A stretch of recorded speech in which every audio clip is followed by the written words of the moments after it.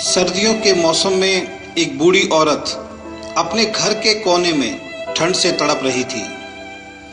जवानी में उसके पति का देहांत हो गया था। घर में एक छोटा बेटा था।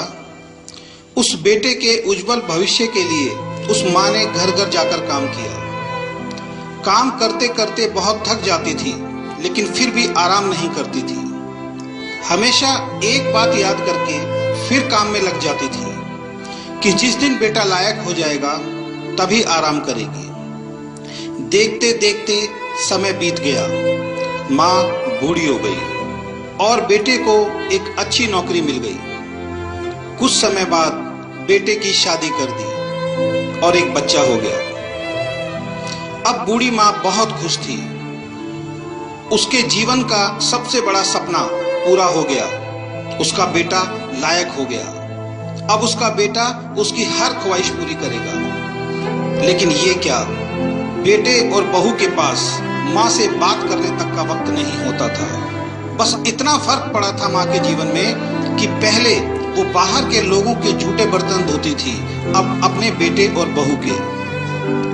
पहले वो बाहर के लोगों के कपड़े धोती थी, अब अपनी बहू और बेटे के। फिर भी खुश थी क्योंकि औलाद तो उसकी थी। सर्दियों का मौसम आ गया था। एक टूटी चारपाई पे घर के बिल्कुल बाहर वाले कमरे में एक फटे कंबल में सिमटकर माँ लेटी थी और सोच रही थी कि आज बेटा आएगा तो उससे कहूंगी तेरी माँ को बहुत ठंड लगती है, एक नया कंबल ला कर दे दे। शाम को बेटा घर आया तो माँ ने बोला, बेटा ठंड बहुत है, मुझे बहुत ठंड लगती है। और बात ठंड की नहीं है, मैं बूढ़ी हो गई हूँ इसलिए शरीर में जान नहीं है। इस फटे कंबल में ठंड रुकती नहीं है। बेटा कल एक कंबल ला के दे दे। बेटा गुस्से से बोला, इस महीने घर के राशन में और बच्चे के एडमिशन में बहुत खर्चा हो गया है। पोते को स्कूल में एडमिशन कराना है, कुछ पैसे हैं, लेकिन उस बच्चे का स्वेटर लाना है, तुम्हारी बहू के लिए एक शॉल लाना है। तुम तो घर में ही रहती हो, सहन कर सकती हो, हमें बाहर काम करने के लिए जाना होता है। सिर्फ 2 महीने की सर्दी निकाल लो, अगली सर्दी में देखेंगे।